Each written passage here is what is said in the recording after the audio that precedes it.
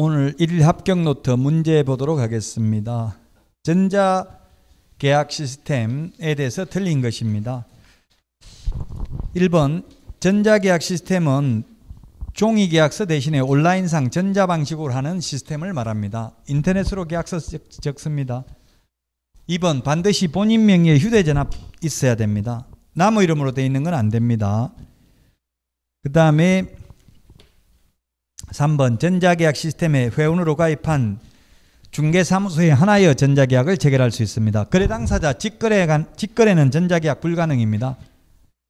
중개거래만 가능하고요. 무등록 중개업자는 전자계약서 못 적습니다. 그래서 안전하다고요. 이게 등록된 개업공개사만 전자계약 체결이 가능하기 때문에 전자계약 시스템으로 계약 체결이 가능한 중개사무소는 홈페이지에서 조회 가능합니다. 홈페이지가 인터넷으로 부동산 거래 전자계약 시스템이라고 치면 홈페이지 나옵니다. 거기서 오른쪽 위에 보면 나옵니다. 중개사무소 명단이. 그래서 조회를 해보고 미리 전화해가지고 전자계약서 작성 가능하면 가겠습니다. 이렇게 하고 가야 돼요. 그래야 한 3일 준비를 하더라고요. 저도 전화를 해보니 그냥 가니까 안 된다고 그래요. 전자계약. 가계약금 입금시켜버리고 나면 안 된다고 합니다. 전자계약 체결하면 500만 원 정도 금리 할인이 된다고 나와 있어요. 홈페이지에 0.2% 할인해 주니까 장기 모기지론 한 1억 5천 20년 이렇게 빌리면 500만 원 정도 할인 효과가 있답니다. 5번 임대인, 임차인, 매수인, 매도인은 별도의 회원가입을 해야 전자계약 시스템 이용이 가능하다. 안 해도 됩니다. 별도로 회원가입을. 5번이 답입니다. 다만 개업공개사의 경우는 회원가입을 해야 됩니다.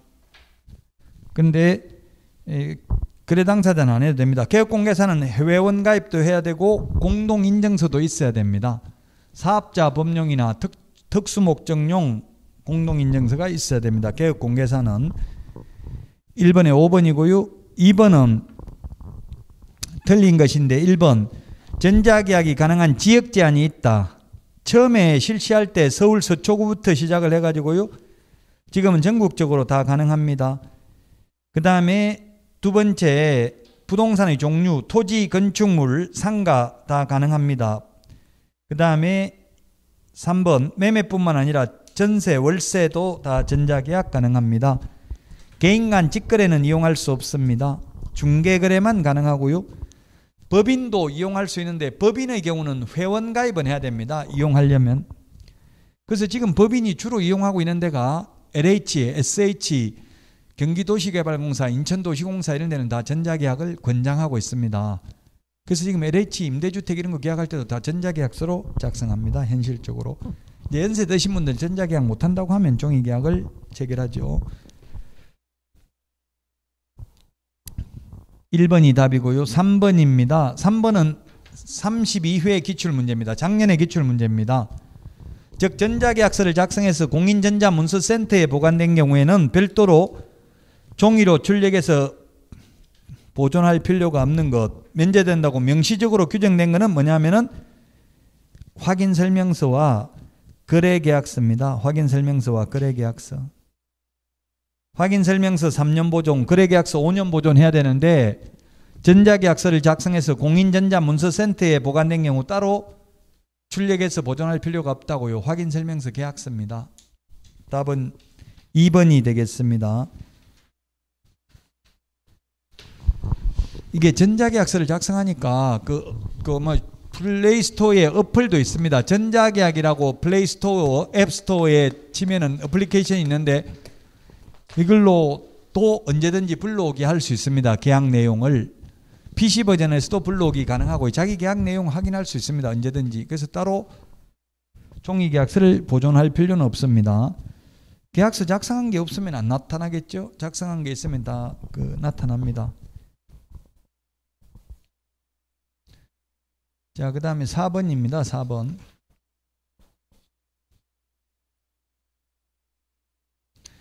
4번에 보면 주택임대차보호법에 대한 설명으로 틀린 것. 오늘 주택임대차보호법까지 하려고 문제를 만들었는데 진도를 못 나갔습니다. 주택임대차보호법은.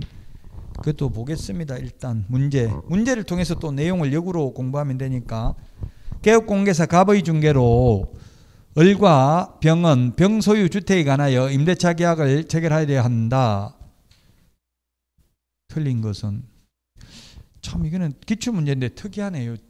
뭐가 특이하냐면 갑을 병이 특이하다고요. 보통은 갑질한다. 우월적 지위에 있는 사람이 갑이거든요. 개업공개사를 주인을 갑, 임차인을 을 이런 식으로 합니다. 보통. 근데 여기는 갑을 병이 완전 반대로 됐어요. 개업공개사가 갑이고 을이 세입자고 병이 주인입니다. 지금 여기서는. 자, 1번 을과 세입자하고 병, 주인하고 임대차 기간을 2년 미만으로 정하였다면 세입자는 유효함을 주장할 수 없다. 을이 세입자죠. 소위 임차인입니다. 주장할 수 있습니다. 편면적 강행 규정이니까 세입자, 임차인은 주장할 수 있고 임대인은 주장할 수 없습니다. 그래서 임차인 입장이라면 월세 같은 거는 짧게 하는 게 더 좋을 수도 있죠. 젊은 분들 자주 이사 다니고 이런 거 하는 분들은. 그 주인 입장이라면 어차피 2년 보장해 줄 거 차라리 처음부터 2년 계약했으면 1년 만에 나간다고 하면 보증금 안 내줘도 되잖아요. 계약 기간까지는. 근데 보니까 지금 제가 그 단국대학교 천안 캠퍼스에서 강의를 하는데 거기는 보니까 전부 다 건물주들이 1년 계약하더라고요. 연세라고 해서 연세.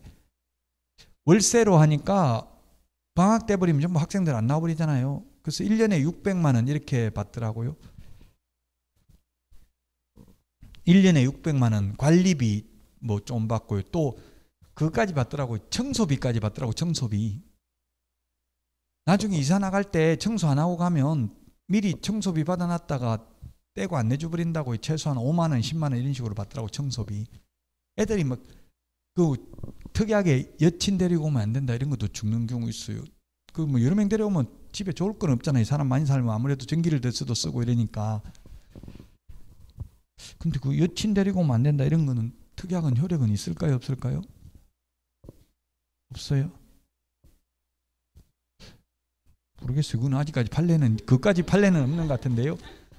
다툼의 여지가 있다고 그러는 인간의 행복 주권을 침해했다고 볼 헌법에 위반된다고 볼 여지도 있어요. 여친하고 뭐 사귀지도 못하게 하는 거는 결혼 절대 안 하기로 한다. 뭐 이런 건 당신만을 오직 사랑한다. 이런 거는 효력이 없죠. 어쨌든 특이하고로 뭐 그런 거 강아지 같은 거는 데리고 오면 안 된다. 이런 거는 특이하게 넣는 경우 많아요. 1번 틀렸습니다. 즉 최단기 존속 기간은 편면적 강행 규정이니까 임차인은 주장할 수 있고 임대인은 주장할 수 없습니다. 2년 미만으로 정한 계약의 효력은 1번이 틀린 정답이고요. 2번 묵시적 갱신, 자동 연장, 법정 갱신의 경우 존속기간 2년입니다. 그 세입자들이 이런 질문 많이 하더라고. 2년 끝났는데 주인이 아무 말 안 하는데 이거 계약서 다시 써야 안 됩니까? 가만히 있어도 괜찮겠습니까? 이런 거 질문 많이 오던데 세입자 입장에서 보면 주인 입장이나 세입자 입장에 따라 다르죠. 세입자 입장에서는 가만히 있는 게 좋아요? 다시 쓰는 게 좋아요? 세입자는 가만히 있는 게 좋아요. 주인 입장에서는 다시 쓸 수 있으면 쓰는 게 좋아요. 세입자는 가만히 있으면 몇 년 더 살 수 있어요. 그럼 계약 기간 끝날 때까지 주인이 아무 말 안 했으면 원칙적으로 몇 년 더 살 수 있냐고. 2년 더 살 수 있다. 원칙적으로 4년 더 살 수 있다. 답은 4년이죠. 4년. 2년은 자동 연장되면 2년이라고 했잖아요. 그 2년 2번에. 근데 그게 또 2년 끝나기 6개월 전부터 2개월 전까지 계약갱신 요구하면 또 2년 더 연장되죠. 원칙적으로. 제가 원칙적으로라고 했어요. 주인이 직접 산다고 내보낼 수는 있지만 그럼 또 2년 끝날 때까지 그 세입자는 먼저 주인한테 계약갱신 요구하겠다 이런 말 할 필요 없어요. 세입자는 가만히 있으면 돼. 가만히 있으면 또 자동으로 계속 2년 연장되죠. 그 주인이 물어야 돼. 더 올려주고 살 거냐, 계약갱신 요구권 행사하고 아니면 나갈 거냐, 이걸 의사표시를 물어봐야 돼. 주인이. 세입자는 그냥 먼저 말할 필요 없어요. 주인이 아무 말 없으면 같이 가만히 있으면 돼요. 그럼 세입자 더 유리하잖아요. 계속 2년씩 연장되니까. 그리고 2년 연장됐다고 꼭 2년 살아야 되는 게 아니라 또 나가고 싶으면 주인한테 나간다 하면 3개월 지나면 효력 발생하니까. 그 주인이 먼저 말하지 않는 한 세입자가 굳이 먼저 2년 더 연장하겠다 이런 말 할 필요 없다고요. 가만히 있으면 자동으로 2년씩 계속 연장되니까. 자, 그 다음에 3번입니다. 계약이 묵시적으로 갱신되면 을은 언제든지 병에게 계약 해지를 통지할 수 있고 병이 그 통지를 받은 날부터 3개월 지나면 효력이 발생한다. 주인한테 나가겠다고 하면 주인은 3개월 지나면 돈 내줘야 된다고요. 묵시적 갱신 자동 연장되고 나서. 그러니까 세입자 입장에서는 그냥 석 달 월세 까고 그냥 내주세요 하는 게 더 좋을 수도 있어요. 3개월 있다 오면 또 왔다 갔다 잡이 만드니까. 4번 의리병에게 계약갱신 요건을 행사하여 계약이 갱신되면 갱신되는 임대차의 존속기간 2년이다. 예, 갱신되는 것도 2년입니다. 주택은 2년입니다. 근데 상가는 4년 계약했는데 계약갱신 요구하면 전 임대차와 동일한 조건을 다시 임대차한 것으로 봅니다. 4년 연장됩니다. 그래서 6년 계약 체결했다면 갱신 요구 안 됩니다. 합해버리면 12년이 되잖아요. 최초 임대차 기간을 포함한 전체 임대차 기간이 10년을 초과하지 않는 범위 내에서만 상가 계약갱신 요구할 수 있죠. 5년이면 5년 연장됩니다. 그래서 주택은 갱신 요구에 의해서 갱신되면 2년이 연장되는데 상가는 전 임대차와 동일한 조건으로 연장이 된다고요. 그래서 5년까지만 연장이 가능하고 6년은 이거 안 된다. 10년 초과돼 버리기 때문에 연장을 하면 갱신 요구를 하면. 그래서 상가, 스타벅스 이런 거는 보통 6년 이상 계약하더라고. 6년, 15년 이렇게 계약을 해요.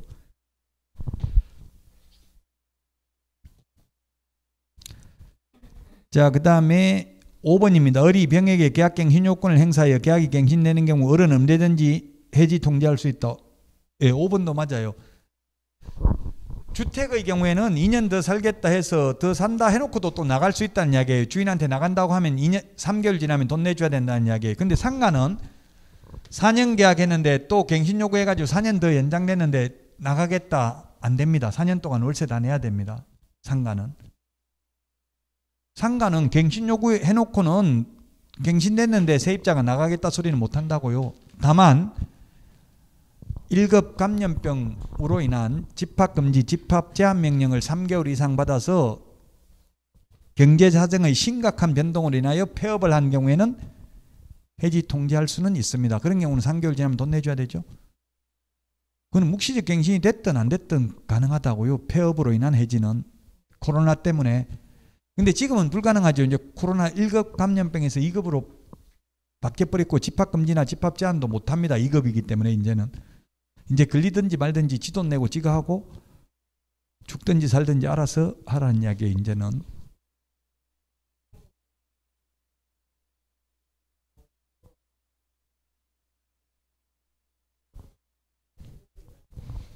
주택은 그렇습니다. 예, 주택은. 상가는 안 그렇고요. 상가는 나간다 소리 못하고 세입자가. 주택은 그렇습니다. 지금 뭐 주택 임대차 소위 뭐 임대차 3법 이거 새 정부에서 손본다 뭐 이런 말은 했지만 거의 불가능입니다. 제가 볼 때는 법을 바꿔야 되니까 법 바꾸는 거는 야당이 다수당이니까 불가능하고요. 제가 볼 때는 그렇다는 이야기입니다. 어쨌든 왜 이런 말씀 드리냐면 어떤 분 뭐 법 바뀔 건데 지금 공부할 필요 있냐 이렇게 하길래 바뀔 때 바뀌더라도 일단은 알고 있어야 되겠죠. 안 바뀔 가능성이 더 많아요. 이건 법 바꾸는 거는 제가 아까 그 양도소득세 1년간 유예하는 거 이거는 바뀐다고 했잖아요. 이거는 시행령이니까 시행령은 대통령 마음대로 바꿀 수 있어요. 근데 법은 국회 통과되니까 거의 불가능이고요.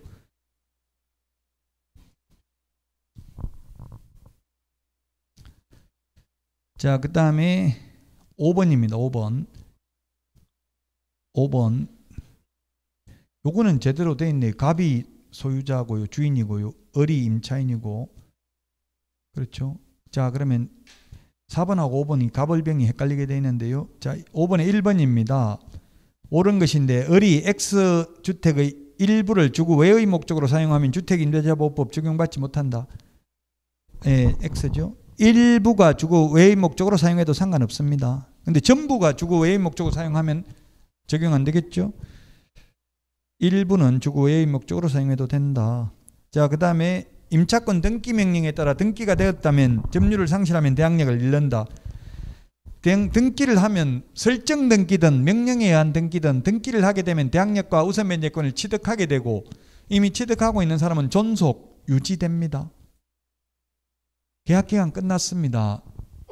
근데 아파트 입주는 신규로 해야 되는데 아파트 같은 거 입주하려면 입주 기간을 보통 한 달 정도 준다고요. 한 달 안에 입주하라고 줘요. 그 한 달 안에 입주 안 하면 그 다음부터는 막 관리비도 부과되죠. 입주 안 해도. 그러니까 입주를 했는데 주인이 돈을 안 내주는 거예요. 그러면 등기해놓고 가면 이사를 가더라도 대항력은 계속 유지됩니다. 그래서 등기해놓고 가셔야 됩니다. 만약 여러분이 세입자 입장이라면 자, 그 다음에 3번 을이 X주택의 대항력을 취득하려면 확정일자 받아야 된다. 확정일자는 안 받아도 되고 대항요건만 갖추면 되고, 대항요건은 이사하고 전입신고만 하면 되죠. 확정일자 받으면 우선 면제 받을 수 있죠. 후순위보다 전액을. 자, 그 다음에 5번 을이 대항력을 취득한 후, 을이 대항력을 취득한 후에 X주택이 갑에게서 병에게 매도되어 소유권 이전 등기가 격려된 다음에 을이 주민등록을 다른 곳으로 옮겼다면 병의 임차보증금 반환 채무는 소멸한다. 병 앞으로 등기된 후에 주민등록을 옮겼으니까 병은 돈 내줘야 되죠. 병이 또 정한테 팔아먹었다면 정한테는 대항 못할 겁니다. 기출문제 지문입니다. 이것도 5번 을이 경매를 통해서 X주택의 소유권을 취득하게 되면은 갑과 을 사이의 임대차 계약은 원칙적으로 종료된다. 민법에 혼동으로 종료되죠. 소멸되죠. 혼동이라고 하죠. 민법에서 이거 혼동. 세입자가 집 샀잖아요. 임차인이 주인 됐으니까. 답 5번입니다. 6번입니다. 6번. 틀린 것은 했는데 6번에 1번 임차인 본인은 전입신고를 하지 않더라도 처가 부인입니다. 처와 자녀만 주민등록 전입신고를 하고 인도받으면 대항력 취득할 수 있다. 예, 가족의 주민등록도 대항력으로 인정됩니다. 2번 임차인이 전입신고를 하고 확정일자를 받은 일자와 저당권 설정 등기일이 같은 경우는 임차인이 우선하는 게 아니라 저당권이 우선합니다. 저당권은 당일, 확정일자는 뭐라고 돼 있어요? 지금 전입신고를 하고 확정일자를 받은 일자와 지금 이 말이 좀 애매하긴 한데 전입신고한 날하고 지금 확정일자 받은 날하고 저당권 설정 등기일이 다 같다고 봐야 되겠죠. 지금 문맥상 이거는 그 전입신고는 그 다음날 대항력이 생기잖아요. 그 다음날. 그래서 저당권이 우선 배당받습니다. 이거 그냥 기출문제 그대로입니다.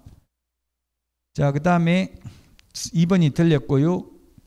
3번 대항요건을 갖추고 확정일자 받은 임차인이라도 경매 절차에서 배당요구의 종기까지 배당요구하여야만 배당받을 수 있다. 예, 배당요구해야 됩니다. 다만 배당요구 안 해도 되는 거는 당연 배당 채권자는 등기사항 증명서 등을 통해서 채권 금액을 확인할 수 있는 경우는 배당요구 안 해도 됩니다. 즉 임차권 등기명령에 의해서 등기된 임차권 배당요구 안 해도 됩니다. 경매기 신청 기입 등기 전까지 전세권 설정 등기된 자, 저당권자 이렇게 등기부를 통해서 채권 금액을 확인할 수 있는 경우는 배당요구 안 해도 되지만 최우선 면제, 우선 면제는 배당요구 해야 됩니다.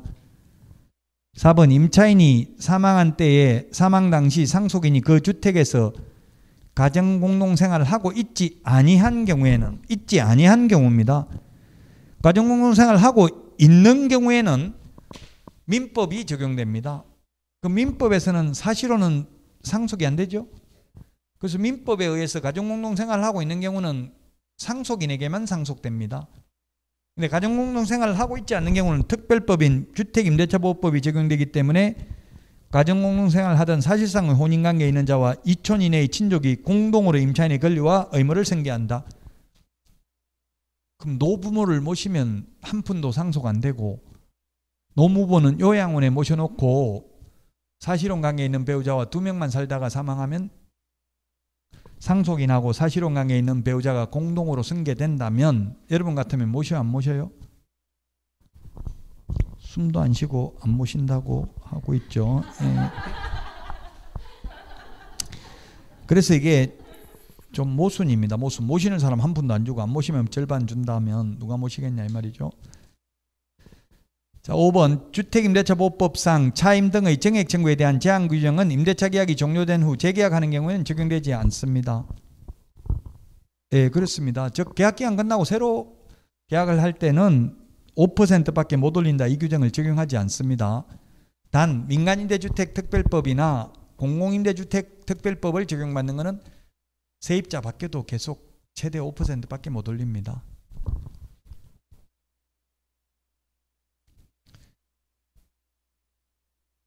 (7번입니다) 장사 등에 관한 법률입니다. 장사 등에 관한 법률. 틀린 것은 했는데 1번 자연장이란 화장한 유골의 골분을 수목, 화초, 잔디 등의 밑이나 주변에 묻어서 장사하는 것을 자연장이라고 하고요. 2번 매장을 한 자는 사후 30일 이내 신고고요. 3번 화장 개장 미리 신고. 4번 묘지 분묘 설치 기간은 30년입니다. 한 번 30년 연장할 수 있습니다. 연장해도 60년밖에 안 됩니다. 끝나고 나면 30년이나 또는 60년 끝나고 나면 분묘 연고자는 설치 기간이 끝난 날부터 6개월 이내에 해당 분묘에 설치된 시설물을 철거하고 매장된 유고를 화장하거나 보관해야 된다. 6개월이 아니고 1년. 6개월 X 1년입니다. 시험에 6개월 2년 X로 출제됐습니다. 8번 확인설명서 4가지 서식에 공통적으로 기재되는 것 대권, 금세, 실수 아닌 게 답은 3번입니다. 비선호시설은 1의 서식하고 3의 서식만 기재한다고 했습니다. 1의 서식하고 3의 서식만 기재한다. 그 5번에 재산세 6월 1일 기준 납세 의무를 부담한다는 것은 모든 서식 공통적 기재사항이고 종합부동산세는 1, 2의 서식에만 기재되는 사항이라고 했습니다. 9번입니다. 9번. 저는 9번이 칠판 안 지울 줄 알았는데 착하게 다 지우셨네요. 이거 그림을 봐야 되는데 이거 신탁자 갑과 수탁자 을간의 명의신탁 약정을 한 뒤 신탁자가 수탁자에게 자금을 지원하여 수탁자가 매도인 병 갑, 을, 병, 정 두 사람 간의 이게 신탁자입니다. 갑이 신탁자죠. 신탁자와 을 수탁자이면서 매수인입니다. 수탁자 두 사람 간의 명의신탁 약정은 무효. 그로 인한 물권 변동 효력은 병이 선의인 경우에 유효. 제3자 정은 선악을 불문하고 유효. 수탁자가 수탁부동산을 임의로 처분하더라도 형법상 횡령죄의 죄책은 성립하지 않는다. 자, 요거 보고 그림 보고 풀면 되겠습니다. 기출문제입니다. 옳은 것이네요. 옳은 것. 1번 신탁자 갑과 을 간의 명의신탁 약정 효력은 무효이나 을의 명의로 격려된 소유권 이전등기 효력은 유효하다. 예, 위에 그 악이라고 했어요. 선이라고 했어요. 그게 그게 두 번째 줄 처음에 그게 갑과 을 사이의 명의신탁 약정 사실을 모름이라고 가로 안에 돼 있죠. 선이라는 이야기, 선이 매도인이. 그래서 선이기 때문에 유효. 1번 맞습니다. 선이인 경우 악이면 무효입니다.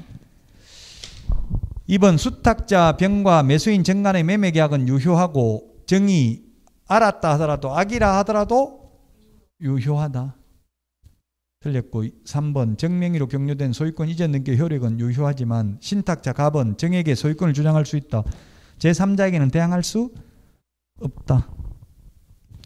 소유권을 주장할 수 없고 정에게는 다만 을에게 부당이득 반환을 청구할 수 있는데 그 부당이득이 실명법 제정 이후라면 매수자금 금원을 부당이득가 있다고 봄이 상당하고 실명법 제정 전에 이미 명의신탁약정이 이루어졌다면 부동산 자체를 부당이득가 있다고 보는 것이 상당하다. 4번 을의 처분 행위는 횡령죄 아니라고 했죠. 전부 다. 5번 을은 1년 이하의 징역이나 3천만 원 이하의 벌금이 아니라 3년 이하의 징역이나 1억 원 이하의 벌금입니다. 수탁자. 신탁자는 5년 이하의 징역이나 2억 원 이하의 벌금입니다. 자, 그 다음에 10번 부동산 등기 특별조치법. 틀린 것은 1번 금인신청은 계약 당사자 중 1인이나 그 위임을 받은 자, 변호사, 법무사, 개업공개사가 금인신청을 할 수 있다. 의뢰인의 요청이 있어도 거부할 수도 있다. 하여야 한다. X. 요청이 있어도 거부해도 됩니다. 1번이 틀렸습니다. 2번 교환계약 60일 이내에 소유권 이전 등기 신청해야 됩니다. 안 하면 취득세 빼기 100분의 20 곱하기 5배 과태료입니다. 3번 판결서 등도 금인받아야 됩니다. 4번에 형식적 요건만을 심사할 뿐입니다. 실질적 심사 안 하죠. 형식적 심사합니다. 그 다음에 5번에 중간 생략 등기하면 3년 이하의 징역이나 1억 원 이하의 벌금입니다. 탈세 목적이면. 탈세 목적이 아니라도 1년 이하의 징역이나 3천만 원 이하의 벌금입니다.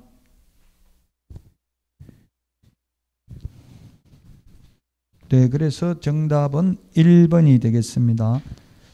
자, 오늘 여기까지 하고 내일 기출문제 이거 기출문제 책하고 핵심 비교 정리 프린터만 가지고 오시면 되겠습니다. 내일 10시부터 특강할 때 찾아뵙고 오늘 여기서 마치도록 하겠습니다. 수고하셨습니다.